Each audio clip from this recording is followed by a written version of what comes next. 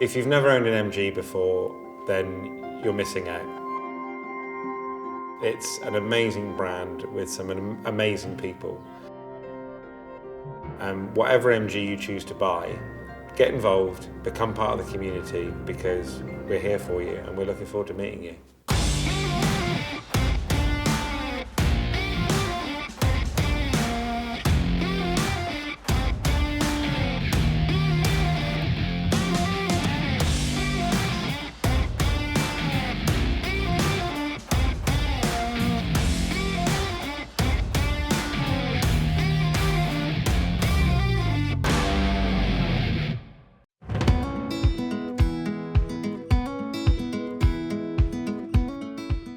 If you ever meet an MG owner in any part of the world, they'll consider you a part of the family. That is what the brand has always been and continues to be. No other brand in the world would drive that sense of belongingness to community as MG does. At the center of this emotion is a jolly individual named Steve Haynes. His driveway boasts of only MG cars, and his family is famously known as the MG family. Back in 2006 we bought an MG ZR for my wife. I loved it so much we thought, well, it would be quite nice to own a two-seater sports car. So we looked for an MGF, which we got for about £900. Things developed a little bit further. We needed a family car, so the MG6 came out and we bought one of those. And we also needed a smaller car for my two sons to learn to drive in, so then we bought the MG3.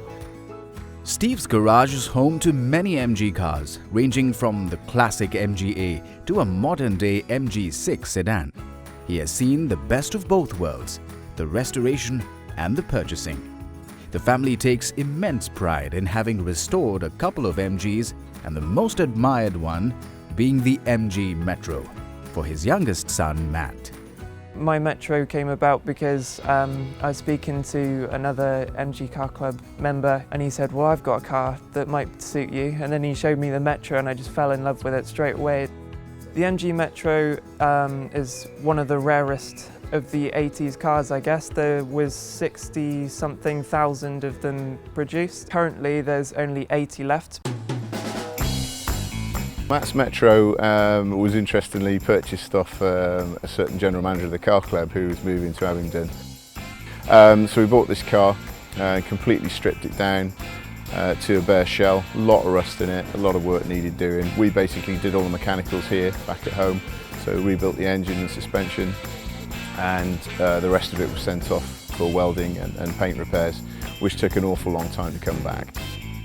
Like father, like son, Matt put in a lot of heart and soul into his car, and now it's a head-turner whenever he takes the beauty out on the road. MG Metro was produced back in the 1980s, and it received mixed reviews, as it was not a traditional two-door sports car that MG forever produced. But for Matt, it will always be his first car, which he bought and restored. Because it's so light, you can absolutely fly with it. It feels like you're in a go-kart. The experience of driving an MG is unlike any other car. It's a smashing little car. Everybody looks at it when it goes by. You just don't see them. We've done a few little things to it to make it a little bit better than it was originally, and you can certainly hear it coming. And Matt loves it to bits and he really enjoys driving it. Steve and Matt enjoy working on their MGs and making sure that each bit of it functions to its optimum.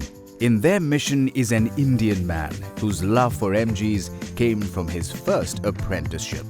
Butch was an apprentice in the 60s at Longbridge, Austin at the time, and then his career's developed and he ended up working for a local garage called Richardson's. So yeah, he's got a wealth of experience, particularly through 60s and 70s vehicles, which is fantastic for me, and he really enjoys working on them. I used to work for an MG garage. I was their master technician. And Steve had just bought an MGF, which needed a lot of work, and I did the work for him when I was working there, and that's how we developed a friendship. And since then, I've always given Steve a hand on all his MGs. Even though Steve's love for vintage cars knows no bounds, he has shown the world that he is a loyal MG enthusiast by buying the latest MG6 and showcasing it oh so proudly in his garage. Yeah, well, we've got an MG6 which we bought in 2013. It's a diesel. At the time, it's the second MG6 I've had. I bought a petrol, then I needed a diesel because I was doing some more miles.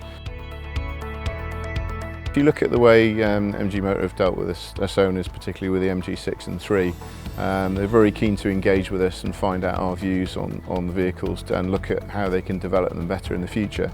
So that's been very positive. I think the product they offer is generally very good value for money in the market. It's not very expensive really when you look at what you get. The 6, for example, is full of leather and lots of gizmos, so it's really good value for money. Yeah, I don't know why I'm a big fan of British cars. But what really adds to the thrill of having so many types of cars of the brand that always believes in innovation is that each car gives you a different high. They're all very different, I think. You know, if you look at the ones we've got, it depends what you want to do. I think, you know, I've always wanted an MGB. It's very different to drive that than it is from my MG6. You know, there's no electronics in it, there's no power steering. You've got to get out and drive the thing, and it's very enjoyable. Completely different then when you get in the MGF, which is an open-top sports car. It's a little bit quicker, goes around corners a little bit better, and, you know, that's got its own good points, really. MG always tends to seep into the family as a member.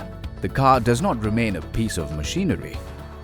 All stories are lived with it. All memories are recounted with the MGs. That's the power of the brand. That's how the entire community functions, by creating a strong bond that one will only understand when they become a part of it.